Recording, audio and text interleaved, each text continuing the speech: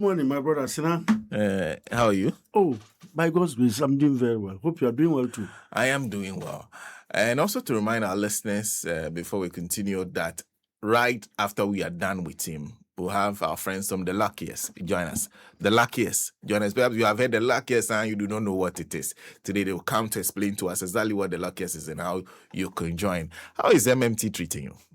Well, MMT gradually is breathing, a very fresh air. A very fresh air? Yes. Before I took over as the MD with my deputies, Okay. of course, the company was actually suffocating. Suffocating? Yes. But even before you even got there, when they told you that you were going to MMT, yeah, well, what was your thoughts? Let me be very frank with you.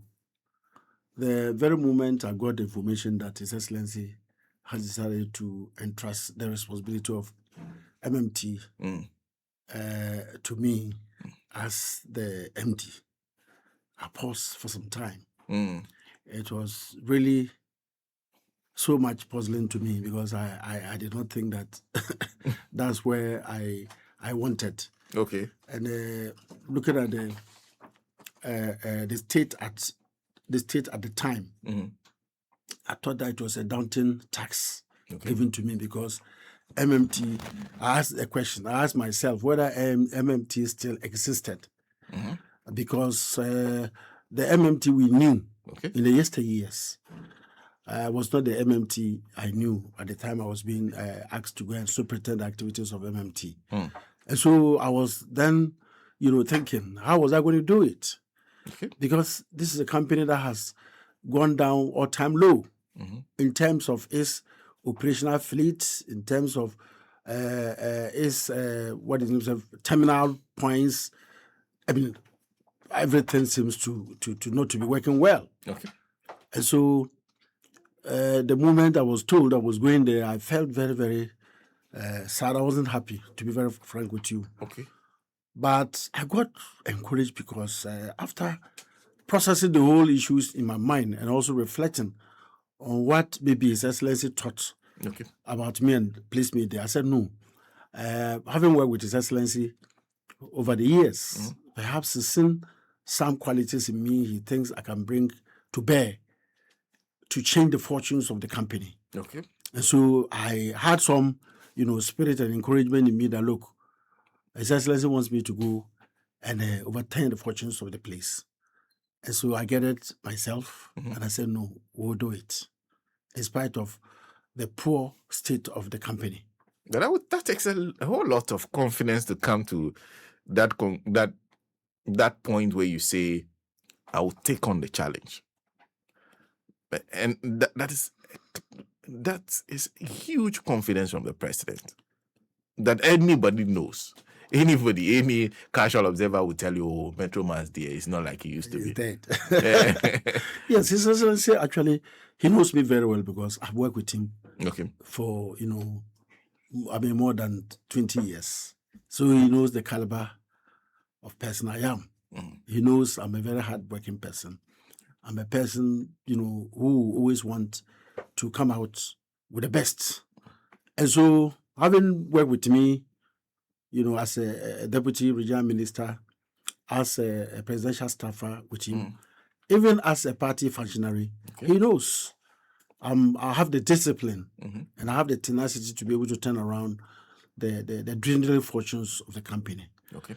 And so, and I'm a person who is not lazy. I'm not lazy at thinking. I'm not lazy at acting. Okay. And so I knew that no matter how bad the situation is, at least with the support of the other officials I'm going to meet and with the support of my deputies, and luckily enough, His Excellency also appointed very hardworking deputies. Okay. One Aporedu is an engineer by profession. Okay.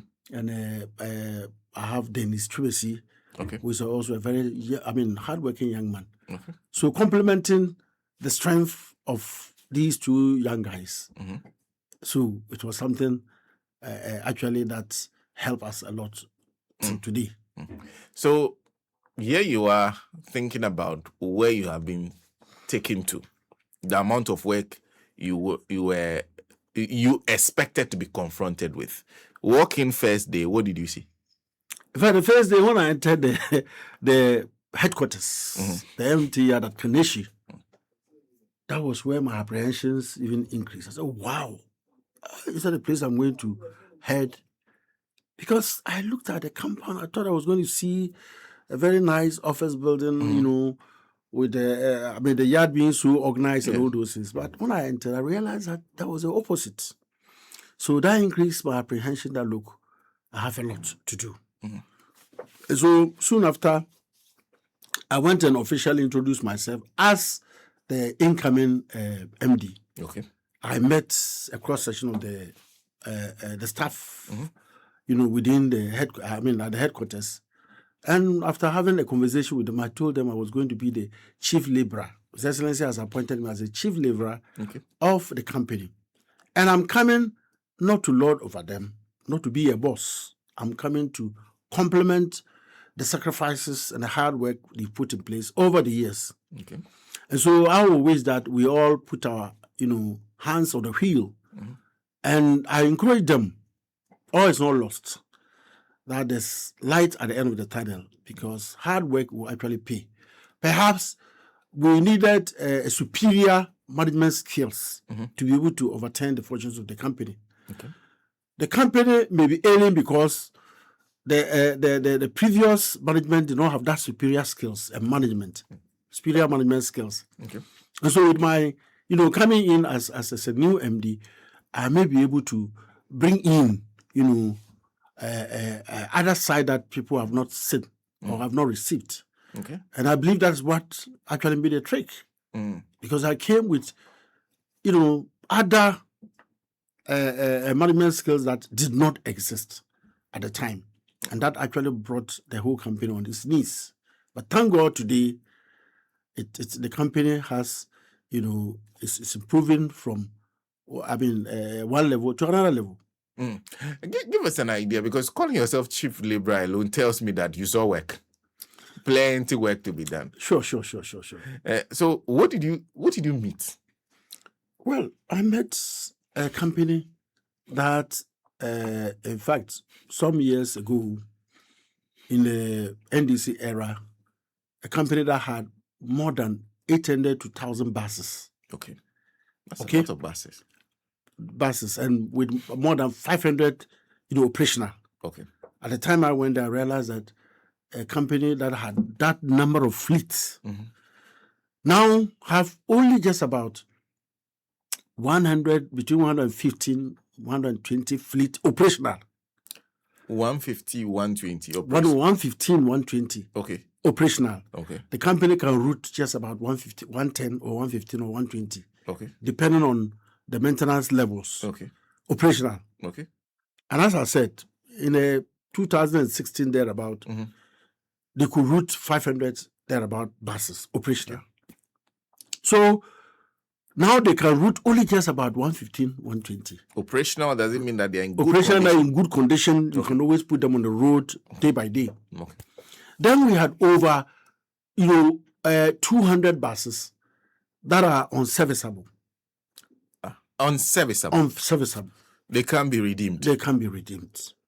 Because the level of, the level of maintenance is so huge that you as a good manager, if you want to put such a bus on the road, it's going to cost you more. And some of the buses too, of course, have lived their usefulness. Okay. And so I realized that many of the buses, as we speak, those unserviceable buses are still there like that. Okay. Then we had those that are serviceable. Okay. Over 110 buses were serviceable. Okay. Some of them with engine faults, others with some major, faults. Okay. That need maintenance. Okay. And all of them were packed. Okay. Okay. You have so a company. They could have been maintained and put back on the road. Put back on road. But they were all packed. Yes. Okay. And the most, devastating this I saw was that a company that was so distressed in terms of debts initially, as I looked through their books, as I was briefed, I was made to understand that the company owed at the time about 130, million Ghana cedis. Old, 30 million Ghana cedis. Okay. But as time goes on, I unraveled a lot of debts that actually was in the books of the company. So you were told 130 million Ghana cedis. 130 million Ghana cedis. But you found out that was not later exact as picture. time goes on. Okay. Things began to unfold, and I realized that we owe GRA, the Ghana Revenue Authority, so huge, amount. We are still doing the reconciliation about 30 million. Okay. I realized that we're owing Glyco, I realized that we're owing Senate, so huge an amount. I realized that we're owing other service providers that were not added to the debt that was disclosed to you. That was disclosed to me. Because if you have a company that refuses to pay statutory obligations, and the statutory obligations are which ones? One, the Senate contributions of the workers. Their provident fund contributions. Yeah. The as I said, the insurance, for even the buses. The buses. Okay.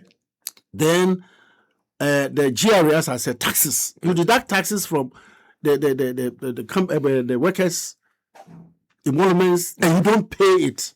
They don't pay the pay to. They don't. You collect fuel from GWEL, and you have not paid it. And the GWEL, indebtedness alone was over I'm saying they are still doing the reconciliation. It's over 70 million Ghana cedis. So when you combine all this, realize the company is owing close to 300 million Ghana cedis. 300? Yes. That's about close to 3 times what we were initially told. Precisely. And so we are still, as I said, you see, day by day, I get to know that we owe these people. So I asked myself, what happened? What happened? Was there a collusion? For instance, let's take the GRA, for instance. Okay. Because we know that statutory payments, if you renege on it, it's an offense. You will be surcharged. But I realized that from more than 4 years thereabout, they were not paying it. Okay. And so the GRA, finally, when they brought the state of indebtedness, I asked the question, was there a collusion between the GRA officials at the time and my company management? Because if there was no collusion, immediately you fail to pay 1, 2, 3, they will come after you. Okay. They may be sending you to court. But it does not happen. It continues for years. So it means that somebody at GRA and somebody at MMT, the managing director, they all know about it. And they don't pay just to create financial space for themselves. Because that's interesting. It didn't really reflect on the books at debt. Then I asked the question, GWEL has brought a lot of, the debts GWEL brought, and they are still doing reconciliation. Oh, they are not done yet? Yes, according to GWEL, how much we owe is more than 20 million Ghana cedis. So I asked the question, it was not that debt did not, incurred, it was not just within some 3 months, years. So I asked the question, was there a collusion between the GWEL CEO then and MMT CEO manager? That's how come they left them, because immediately, you see, every month after, when you gather your revenue, and you want to now pay all your debts, whatever you are supposed to pay, or commitments, fuel is always the first thing you do, because that is what runs the machine. Yeah. And so basic operational costs. Yes. Okay. And so these are the operational costs you must bear every day. Okay. So how come that MMT was able to owe GWEL to that tune?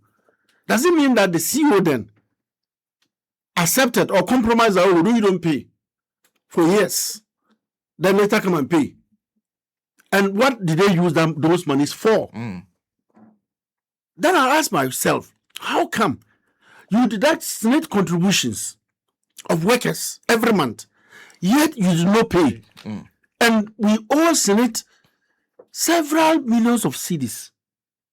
So, I asked myself, was it that the Director General at the time accepted this kind of thing to be done? Because if you fail to pay, they'll take you. The statutory, payment, especially the Senate's contribution of workers, very crucial. They didn't pay for some period of time. Now that I came, I was confronted with it. So I understand they were even said, they sent the company to court, and the court had to do a payment plan. Okay. And even which the payment plan they were not even following. Okay. So as I came and met, we have to now be paying the arrears as well as current. So Sina, it's a serious matter that we are talking this week. So the very first thing you have to start doing is paying debt. So the very first thing is to go and negotiate with Senate officials, sit down and talk, because in fact Senate is also a shareholder of the company. Okay. And as a new manager, they are your shareholders. Yeah, shareholders. And as a new manager, we needed a briefing space. Okay. Because the company was choking at the time. No financial space at all. Okay. Because my predecessors had mismanaged the affairs of the company to the extent that even they were paying workers thought by thought. For instance, when the month's end, they can't pay workers at a go. Okay.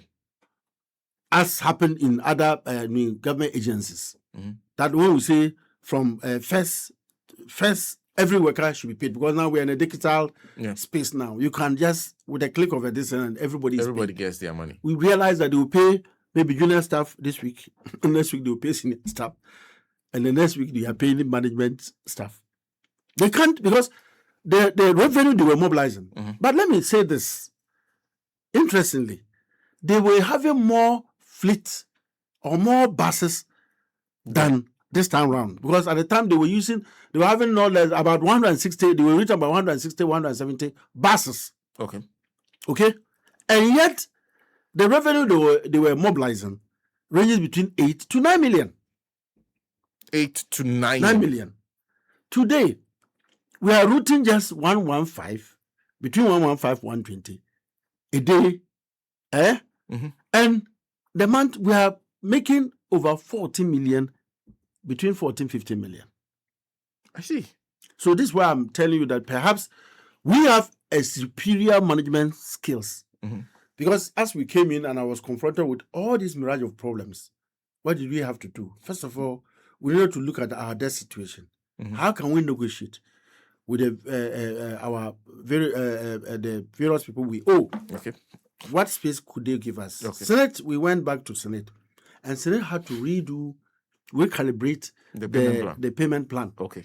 For us, and even some penalties that were slapped on us, they had to relieve it, because they know we are their baby, because they are part of the board. They are shareholders. I needed to also speak to Guel,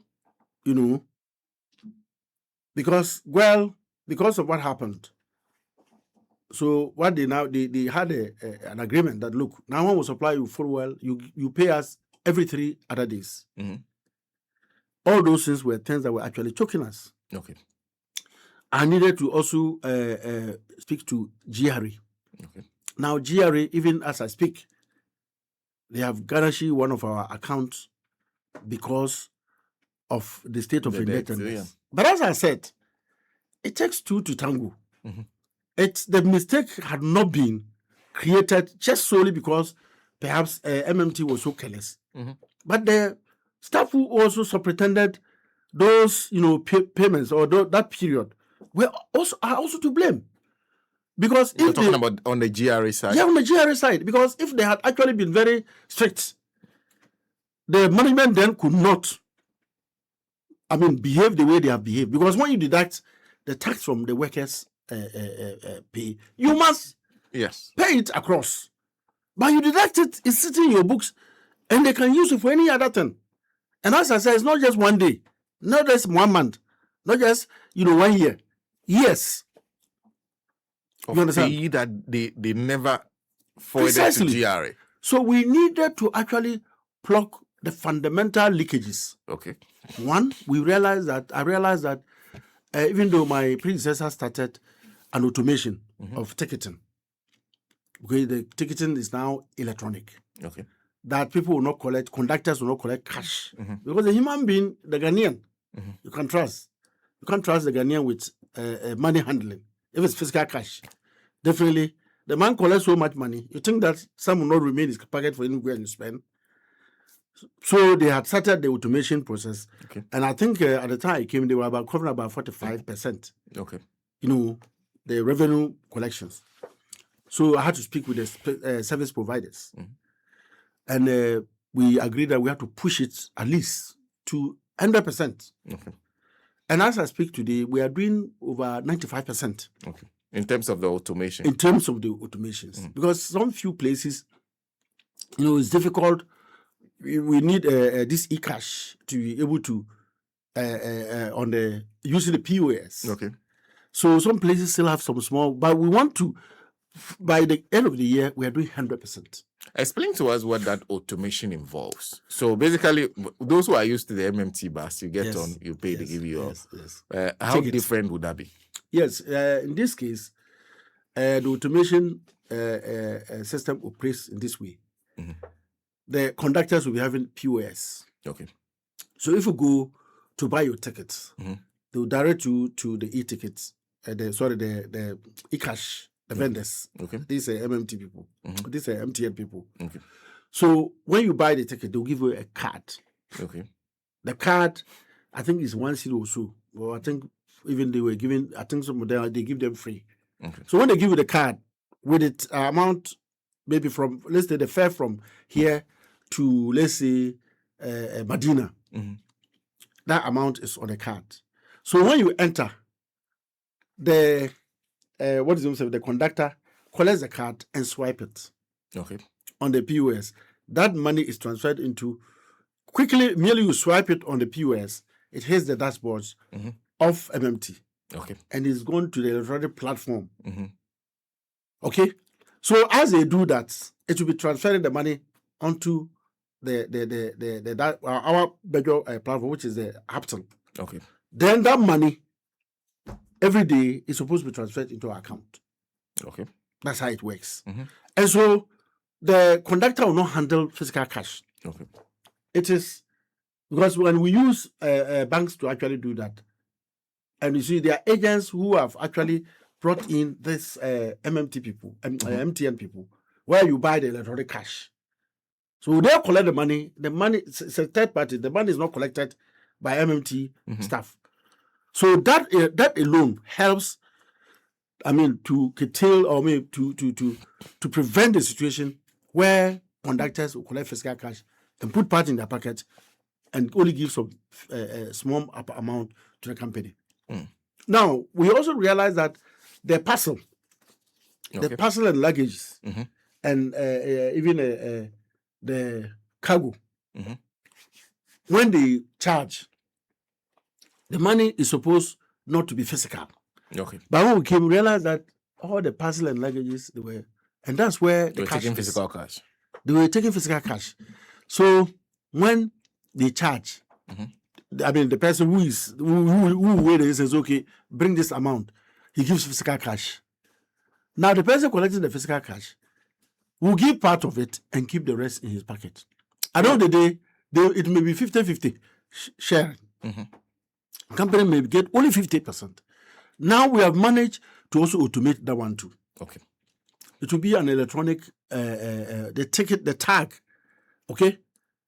The tag should be electronic.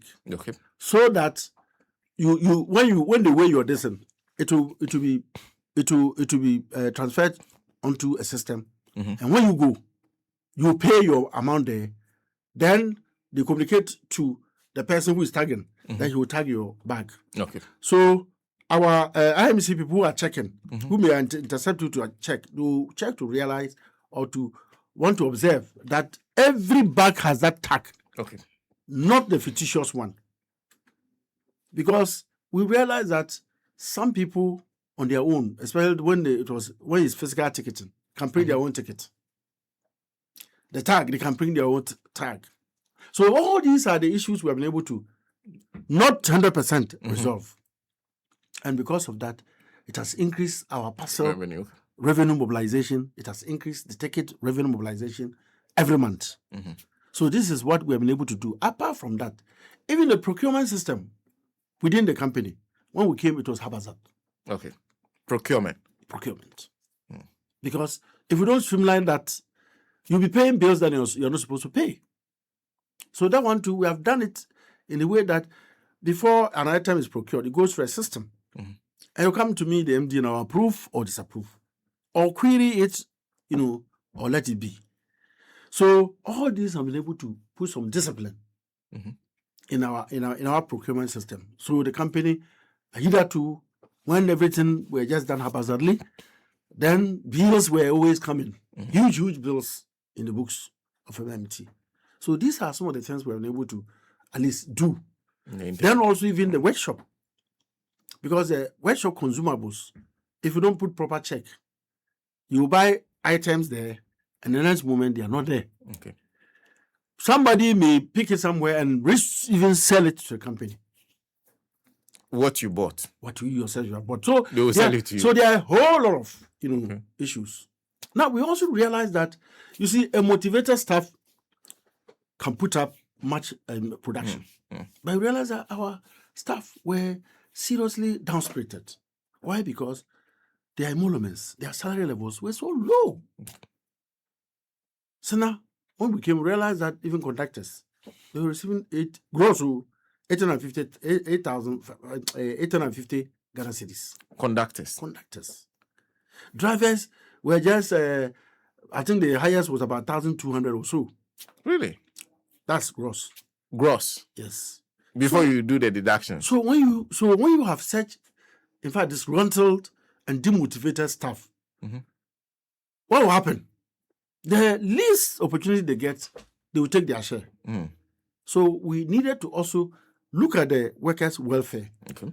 And so quickly, I and my deputies and our management, we decided, look, because of the precarious situation of the staff, let's quickly increase the junior staff salary by 25%, the senior staff staff by 20%. So we quickly have to do that. Their allowances, outstation allowance, sleeper allowance, all those, we have to increase them. And this at least have motivated the staff somehow. So everybody is working hard. Then, as I speak currently, we realize that for the past several years, more than 4 years, workers have not been appraised. Okay. Even promotion. Then management will promoting selectively. Okay. If they look at your face and say, you are sinner, no, okay, you seems to be, part of our group. Maybe you are an MPP, so then they will increase your salary.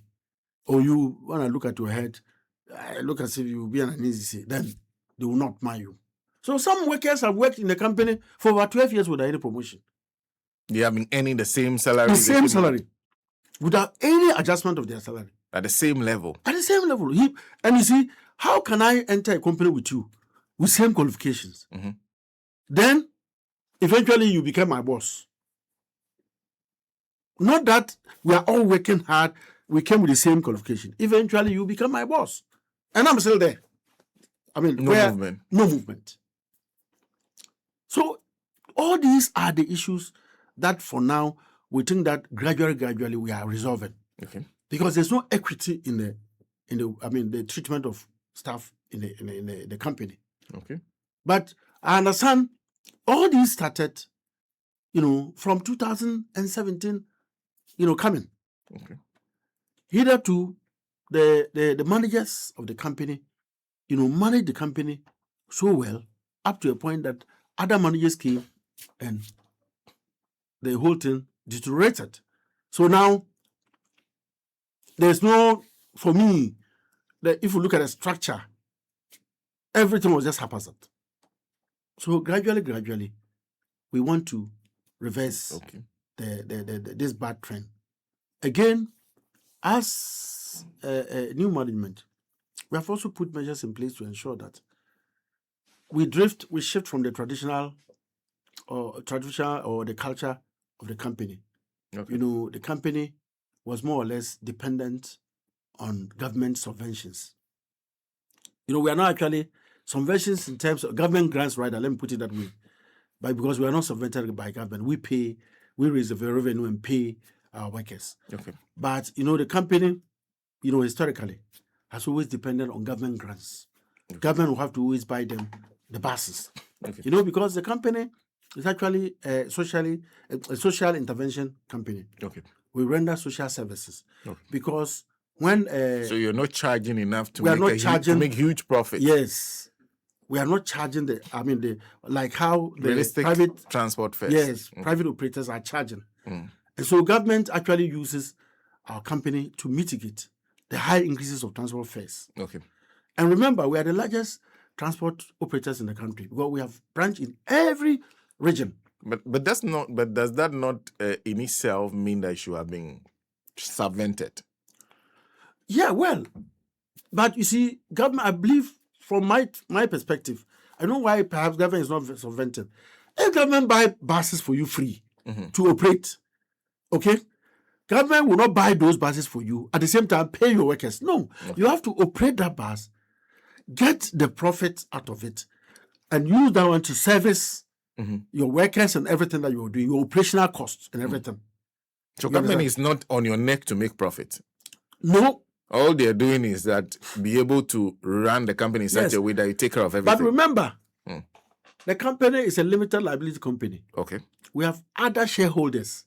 Okay. But fortunately, all those other shareholders are government entities, with the exception of Prudential Bank. Okay. Because we have ADB as a shareholder, NIB as a shareholder, Prudential Bank as a shareholder, GWEL as a shareholder, SIC as a shareholder, Senate as a shareholder. Okay. These are the shareholders of the company. Okay. Government have 45, about 45% of the shares. Okay. In fact, when OSA was actually liquidated, the OSA assets, were used to begin MMT as an equity for government. Oh, okay. That was government, equity. Okay.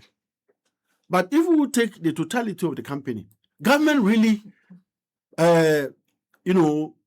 owns over 90% shares. Because if we actually evaluate, if you value the properties that came from government as equity now, as we speak, vis-a-vis all these shareholders' contribution, it's nothing to write home about. So we're in the process also revaluing the company's assets. When we revalue the company's assets, then some of these shareholders will need to, if they want to actually still hold their shareholding, then they have to pay more money into the company. If not, and so, but I understand my predecessors year and year on, they will declare some kind of profit, which is for me the profit is artificial, because if we have, on which grounds will you declare a profit when you are so much indebted? Okay. So they were declaring profit, yes, with all this debt on their neck. Yes, because even when I came, when they presented the financial, statement to me, and the accounts department wanted to claim that my old management says that they have a profit, and the profit was about 3 million or how much? And I asked the question, just this common sense. You owe so much, and you are declaring profit. This, I mean, where have you said, what kind of accounting is this? Because there's basic operational cost of fuel. Yes. Which we are still seriously indebted. Okay? The taxes and all those who have not paid. We see all workers' provident fund. Okay? And because of that, we have a problem with Glyco. Because Glyco at a point even sent the company to court. And the court had to come out with a payment plan, which we are currently paying.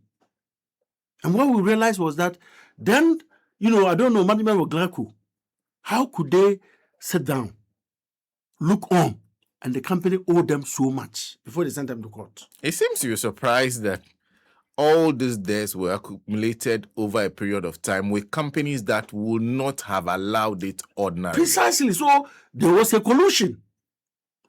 Because a coalition to do what? Sina, if you are the bank, when you are the CEO of, let's say, Glyco, or let's say Senate, and I'm the my managing director of MMT, and you know that these contributions are guided by rules and regulations. Every month, when you deduct workers or a staff provident fund, is going into this account. His tier 2 is going to this fund, and it is mandatory. You must do it. If you don't do it, first, second, third, the company, the service, the service provider will have to question, why have you not paid your distance? The worker's salary you have deducted, why have you not paid into the account? Come and explain. But you also admit that in some cases, because you said Glyco took the company to court, I heard you mention SNEET also taking the company to court, GRA securing a court order, among others. Those seem to be actions being taken by those institutions. They did that after a colossal sum have been accumulated debts, which could have been averted if they had actually followed the rules and regulations of these contributions, because it's guided by rules.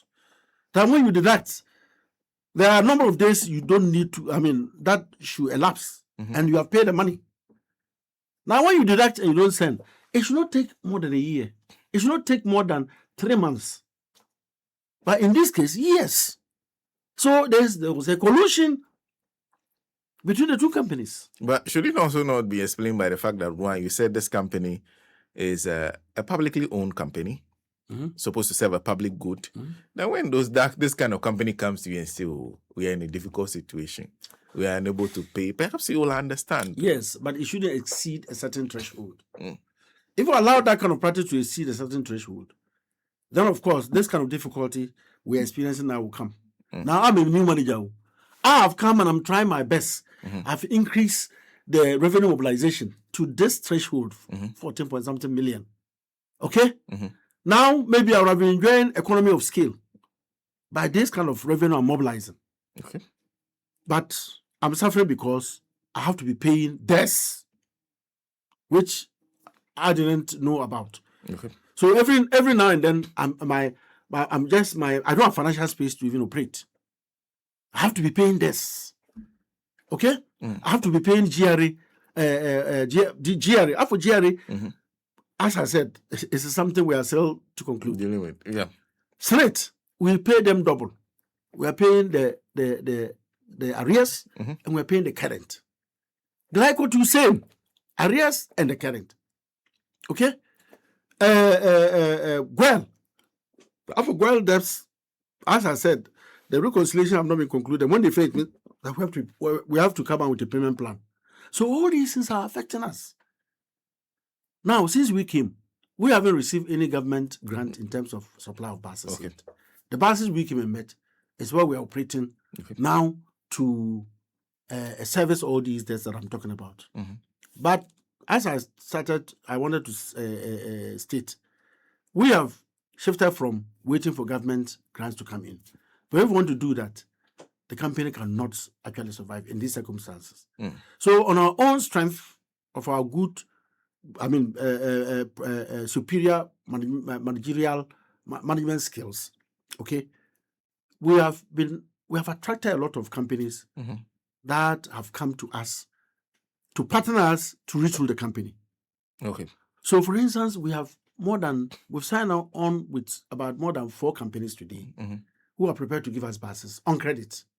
Buses on credit. But they are buying the buses for us, give them to us to operate and pay them within a period of time. Okay. Like a high pitches. So we have about 4 companies today. As I speak, about 2 or 3 have already made their orders. Okay. To give us buses. Now in fact, our vision is to retool the company with over 1,000 buses within the space of 2 years. That's a lot. Within the space of the 4 years, if I'm still there, we have a vision of fully capitalizing this company with about 2,000 buses. That is where the public will now have the full benefit of public transport. Because when that happens, the private operators cannot monopolize the system by charging high, transport fares.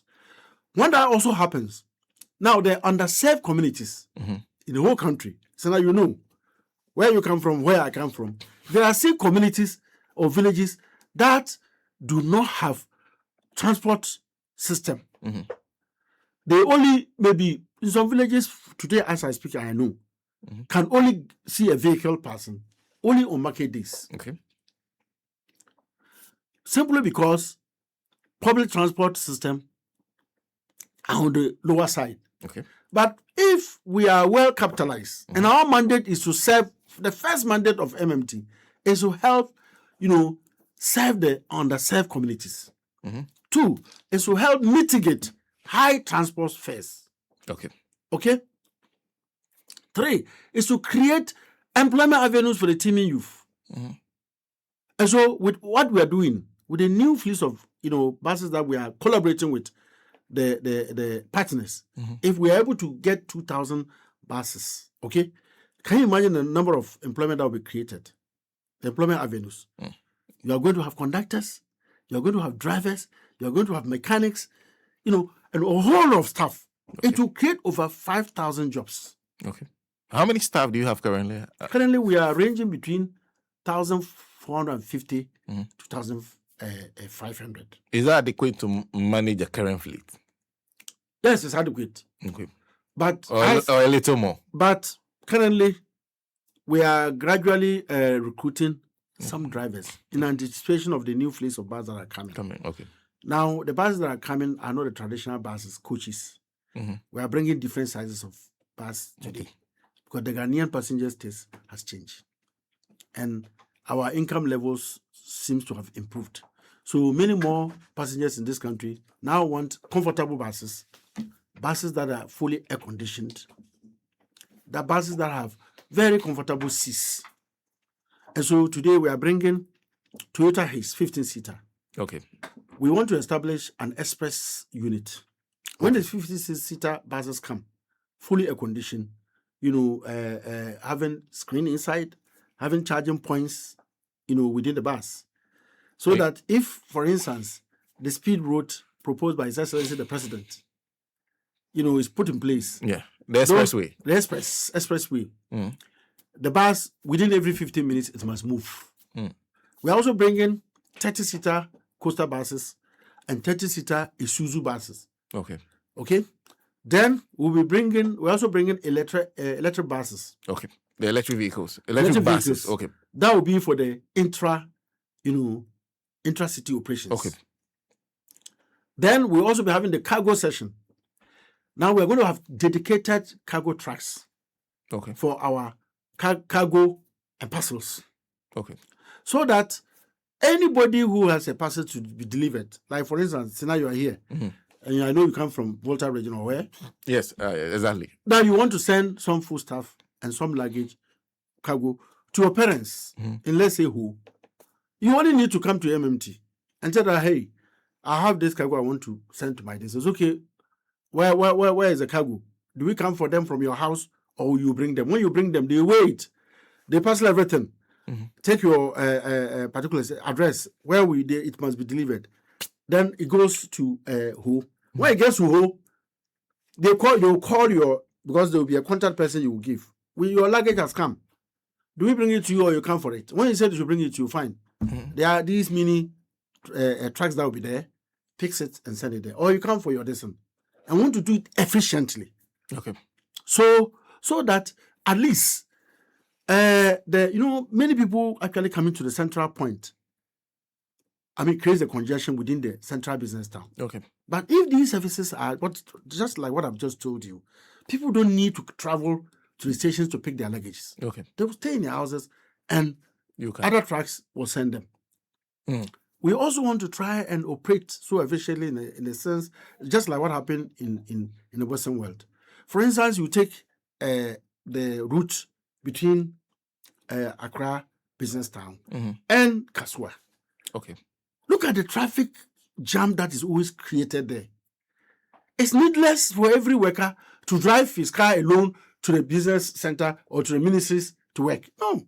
If we have efficient bus, operating system, if we have these electric buses, and at every 10 minutes, okay, or 5 minutes period, it moves. Okay. Everybody will know that we now have an efficient transport system, that when I'm coming from Kaswa Enclave, I can park my car somewhere, join the bus, come to work at the ministries. I know at 5, the buses move, maybe at every 10 minutes time, it's moving. So when I get to the bus terminal, it moves. Another 1 hour after 10 minutes, another bus is moving.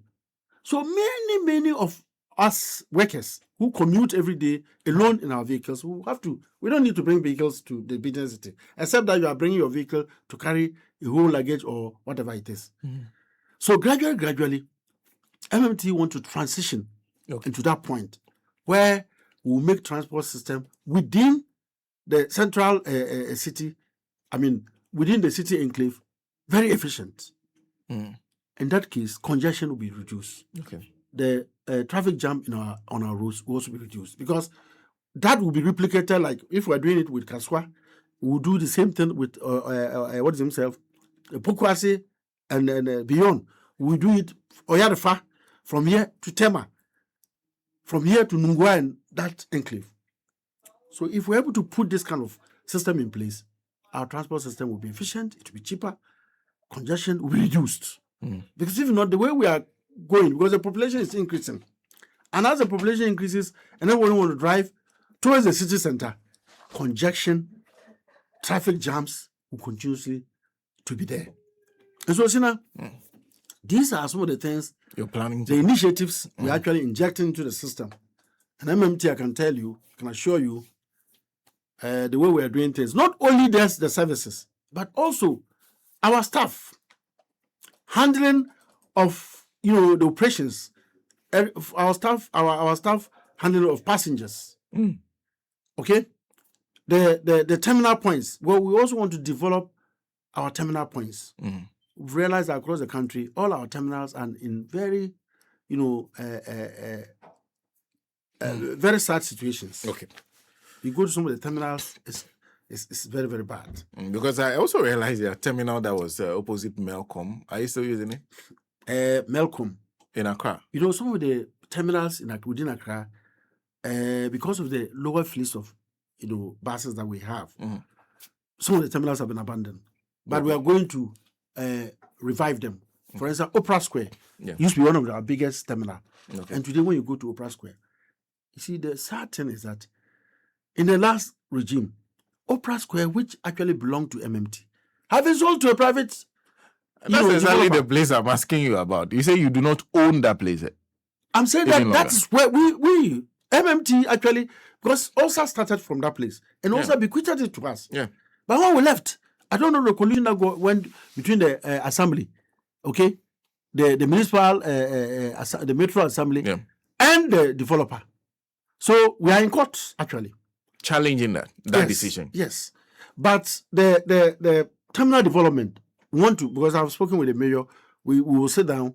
We want to actually develop it to an ultra modern, terminal, because His Excellency's policy of the 24-hour economy. In fact, MMT, from January going, we will begin our 24-hour operations. And if we want to begin a 24-hour operations, all our terminals should be conducive. Okay? Yeah. So, Opera Square, Kimbu, our terminal is there. Okay. There are other terminals, Salga Market and all those places. In fact, the company is in the process of rehabilitating them to give a very comfortable face to them, so that when we start with our 24-hour economy operation, because remember, His Excellency's policy, the 24-hour economy policy, cannot thrive without efficient, effective transport system. Yeah. In fact, the transport, our MMT will be a catalyst, okay, to ensuring that the 24-hour economy policy survived. Because if we don't have efficient transport system, especially within the city center and across the outskirts, it means that people may not even be encouraged to do business 24 hours. But if we have efficient and very, comfortable transport system, 24 hours, people will patronize it. I see. People will do business throughout. A few issues, though. You seem to be planning to do a lot. You have debt on your neck. Sure. Debtors, many And debtors definitely will clear the debts. from many angles. You want to improve the conditions of the workers. Sure. You want to improve your terminals. Sure. In fact, which means you are also looking at doing new recruitments. Precisely. Because of the partnerships that are bringing in the new buses. We are currently doing that. Do you generate enough to be able to do that? Or how would you be raising the money to fund all those? Yes, that's what I'm saying. That because we are recruiting the drivers in anticipation of the new vehicles. Okay. Because when the new vehicles come, definitely you need drivers to drive. Okay. And their emoluments, whatever it is, will be charged on the operations of the new buses that are coming. Okay. So definitely we should be able to raise the revenue to be able to, because one, we will be having budgeting towards operational cost of running those buses that are coming. Okay. Which the workers' welfare, whatever it is, are included. And so that one, there's no problem about it. And we think that even when the new fleets come, it will augment our strive to actually pay off these debts. The little profit or whatever it is we'll be getting there will be used to support gradually to clear the debts with all these service providers. And so for us, when the workers are well motivated, they will put up their best. The pilfering will also reduce. Because, as I said, if you pay a worker and the salary cannot take him home, you have to find an alternative means to take him home. And if the alternative means is the money he has been seeing every day, you put his hand in it. Or if he can pick something from his website and sell and get money, he will do it. But at least if the money can suffice him for some time, and he knows that, monthly I'm able to survive on this salary, it will reduce it. It may not, stop it entirely, but at least to the barest minimum, it will reduce. That's what we believe in. Are you currently running any electric vehicles? Yes. Electric buses? Yes. My predecessors were actually granted 10 electric buses by the old government. Okay. The contract was signed and the vendor was supposed to actually supply 100 electric buses. Okay. I understand, unfortunately, the government at the time could not pay for the 100 electric buses. They only paid for only 10. So 10 electric buses were delivered to us, which currently we are running. Okay. How are they faring? From what I came and met, the operation is not, so much as I thought it should be. What's the problem with that? I've seen that there are problems with the operations. Okay. People are handling it. So now we're even changing all the staff who are handling the electric buses. Okay. A new manager is coming to handle it. We are going to get new conductors so that with the proposal, because we made a new manager to submit the whole proposal, how he's going to run it. And we were going to give him a KPI. Okay. And so with that, we'll monitor it to see. Because it looks as if a lot of things were going wrong, especially pilfering with the money. And also, the strategy in running it, for me, was not it's not efficient. Okay. This man is bringing a superior strategy. From what I have seen in the proposal, I think that we should be able to see a change. And when that happens, we'll get more benefit from the operations of the electric buses. I see. Currently, because now you do both inter and intra-city. Precisely. Which one do you do more? Yeah, because if you look at our the regulations, our regulations or the law that is, we are supposed to do mass transport. Mass transport. Okay. Intra and inter. Okay. And so, in the past, Metro Mass used to even go as far as Burkina Faso. Okay. They used to go to Togo beyond to Cotonou, or where is it? Now we've realized that many of the long distance, they are not operating. Okay. We want to revive all that. Okay. Because we need comfortable buses to pay between here and Ouagadougou, Kumasi, Ouagadougou, Ivory Coast. And all these things will help the trade between the neighboring countries. Okay. And so for us, we have that leverage to operate beyond.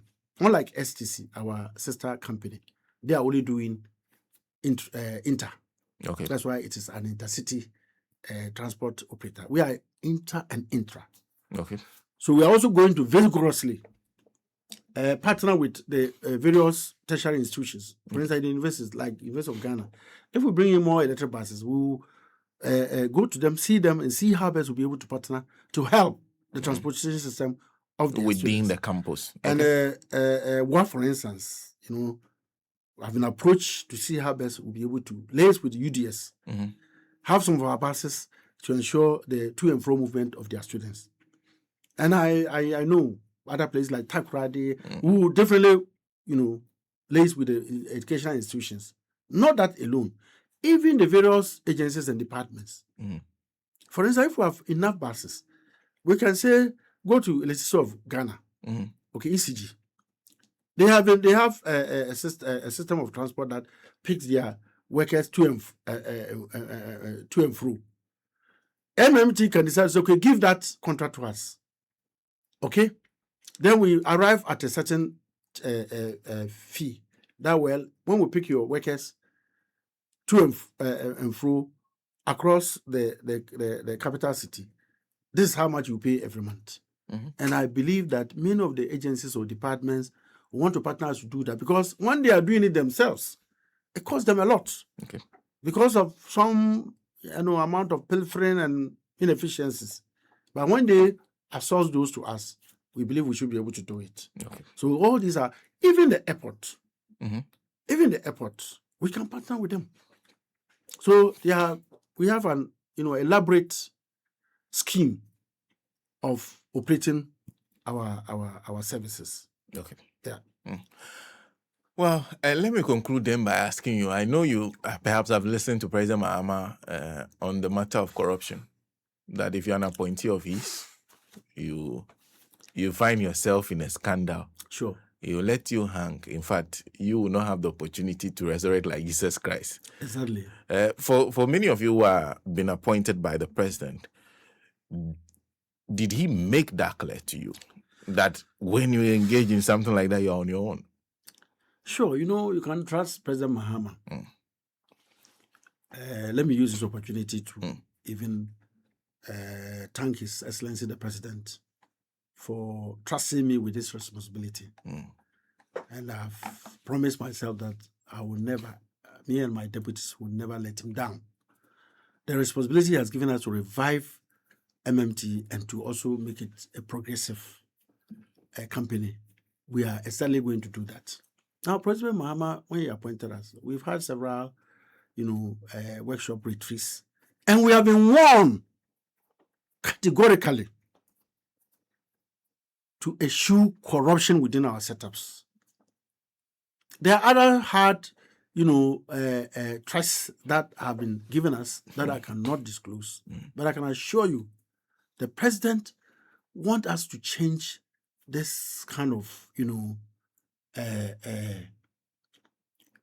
this kind of attitude in government cycles, from government to government. That for politicians, we are corrupt.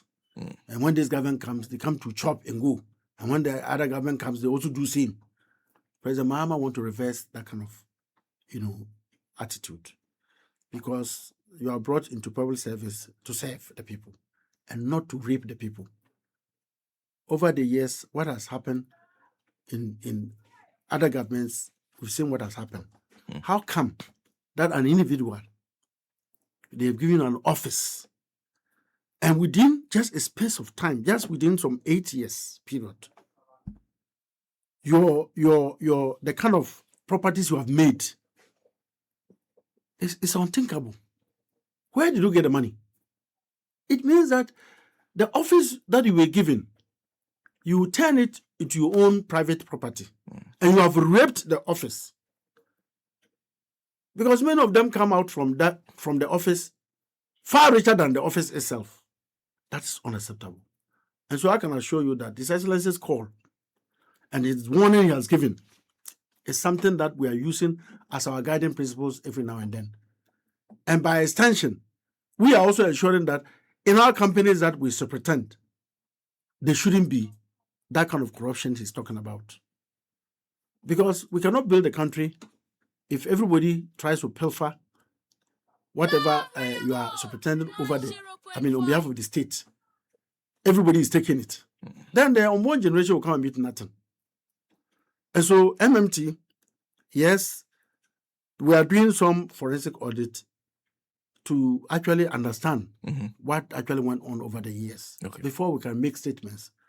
Because if not, when you begin, running your mouth, it may turn out not to be exactly what you expected. So we are being careful to make pronouncement. But I can assure you, His Excellency's call and his advice to all his... In fact, he advised us. He want to succeed with all of us. He want his government to be a change government. That Ghanaians will not say, oh, that's how every government behaves. When they come to chop, they come to rid the country, they come to just, divert everything into their personal accounts and their personal properties. The Excellency said he doesn't want Ghanaians to do that. Ghanaians should see a change. That's why he said it's a new dawn. We have a new dawn in Ghana now, that we are not doing things as it used to be done. So corruption, I believe, with what we are doing will be a thing of the past. And I am not surprised.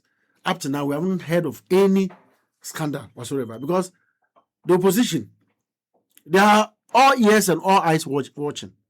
You do anything, they'll bring it out. And so, Senna, we will guide ourselves against what His Excellency is actually warning us of, to be corrupted. Thank you. Thank you very much for making time to talk to us this morning. I'm very grateful for these wonderful opportunities. And I know we'll have more times to talk. When we are going to celebrate, we'll definitely have to let you come and lead us to celebrate when we are able to make successes. I'll be glad to be part of the celebration of the success of the MMT. Yes, we'll definitely do that. Well, and I've always wanted to ask, do we get the name right? KALE CEZAR. Yes, my name is KALE CEZAR. KALE CEZAR. But in my official documents, it's KALE Cesario. KALE Cesario. Yes. Okay. No, I get it. Yes. Thank you, Senna. I'm very grateful.